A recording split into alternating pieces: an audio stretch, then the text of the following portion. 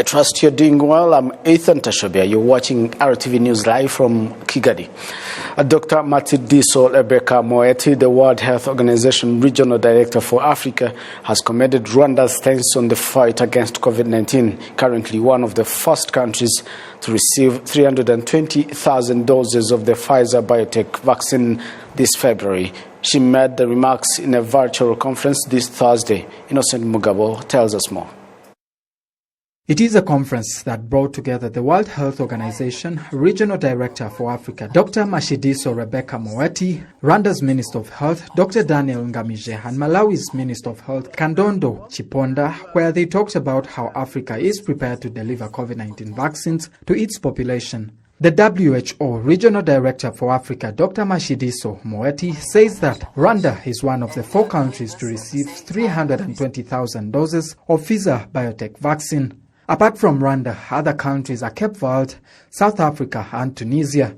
Dr. Moeti says that through the COVAX program, African countries will be able to protect 20% of their population and will be given 600 million doses of COVID-19 vaccine before the end of 2021. She gave reassurance on the safety of the vaccines, whereby she also called on African countries to educate the public on the importance of the vaccine so that it won't be wasted. Rwanda's Minister of Health, Dr. Daniel Ngamije, says that vaccines that will arrive in Rwanda will help protect the lives of people, including medical staff.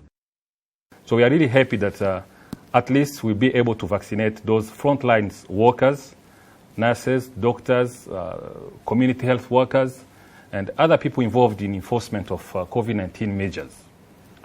The last comment is that as we implement this, as we vaccinate these frontline people, it gives us confidence to continue discussion and dialogue with through African Union AVAT mechanism for getting additional vaccines for us to go up to 60% of the coverage.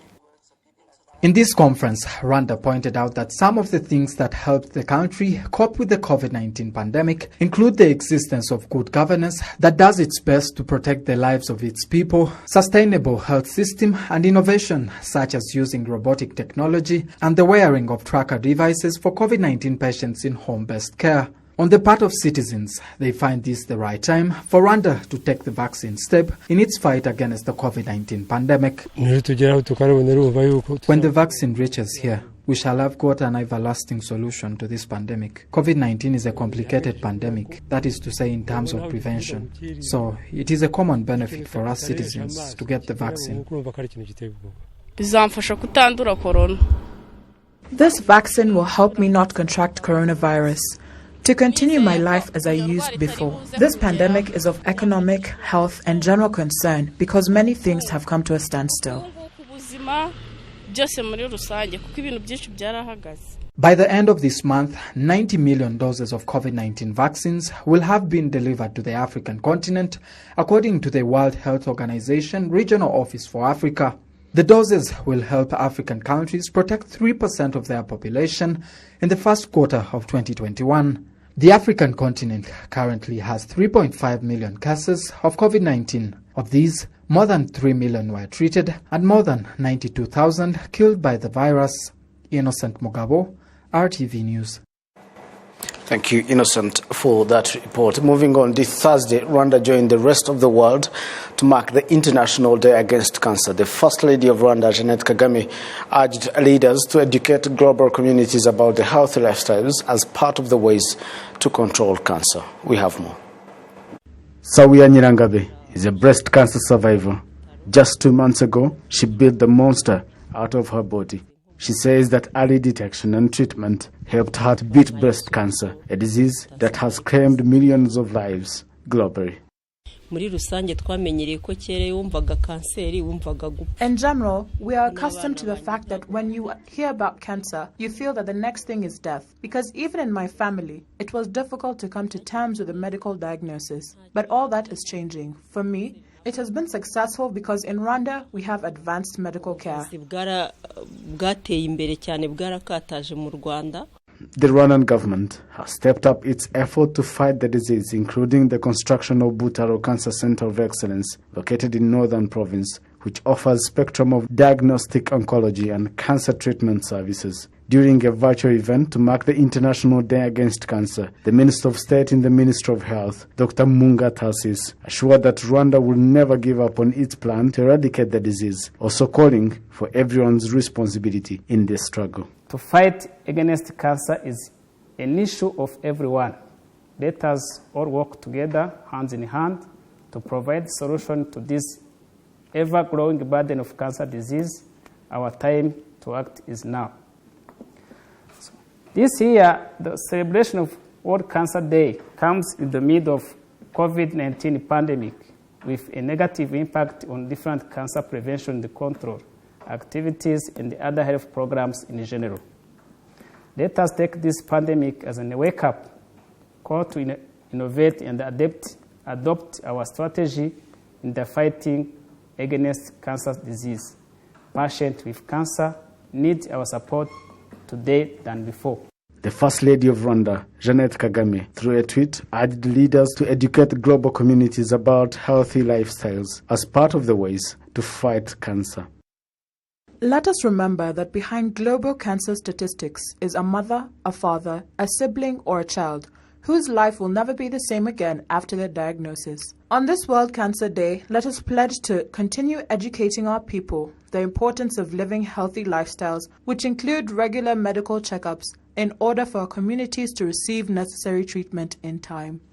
Some of the most common cancers in Rwanda include prostate cancer, cervical cancer, and breast cancer, among others. Figures from the Ministry of Health show that 5,900 people were killed by cancer in Rwanda in 2014, while in 2020, the disease killed 6,044 people. The World Health Organization recommends that the world's population should quit smoking, reduce alcohol consumption, do regular physical exercises, and eat a healthy diet, including fruits and vegetables, if the world is to beat cancer.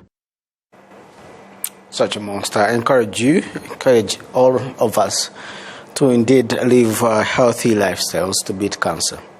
Moving on, a Rwandan citizen by the name of Nzamukosha Diane, who spent months in Uganda's torture chambers, is warning all Rwandans not to travel to Uganda, as she has requested the government to rescue those that are still held hostage while on constant torture. Jen Mutoni has this report. Nzamukosha Diana is currently admitted at the Kanombe Military Hospital. At the age of 36, she had been selling clothes in Uganda since 2014. After 1 year of residing in the country, she was kidnapped by the Ugandan security operatives during the nighttime along with all her belongings. I was in my house sitting taking care of my child. It was around 8 p.m. and I saw people dressed in plain clothes entering my house and told me that there are security operatives and I should follow them to the police station. I asked them why they didn't come during the day. They said it's their right to come at any given time they want. As for my child, as soon as he noticed that they were carrying guns, he took off. Until now, I don't know where he is. They then took me to the CIM military barracks. I was badly bitten. Until now, I still feel dizziness in my head. When I arrived at the barracks, I kept asking them what I had done. They accused me of being a spy for Rwanda, and I told them that I was only a businesswoman and I know nothing about spying. They kept torturing me in order for me to confess that Rwanda had sent me to spy.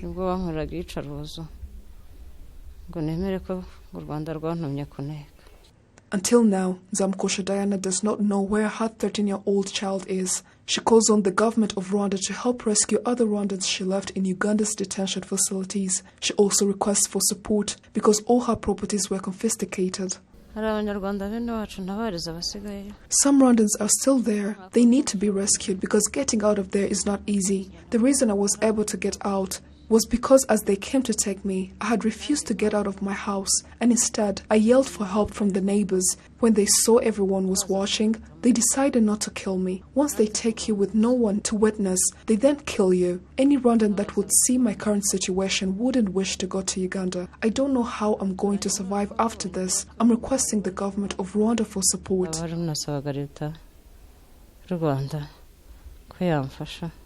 Zamukosha Diana is among 7 Rwandans that were dumped by Uganda authorities at Kagitumba Board this Wednesday. When she arrived, she was not able to walk due to the amount of torture that was inflicted upon her.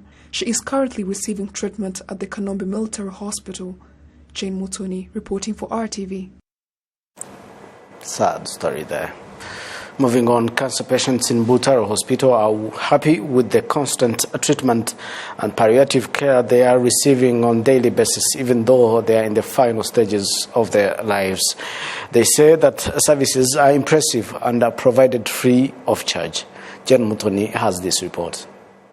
While major improvements in the treatment of cancer has been attained in Rwanda, not all types of cancer diagnostic, oncology and treatment services can be offered, especially at Butaro Hospital, Rwanda's Cancer Center of Excellence. On one hand, they have reached an impressive level of testing and providing treatment.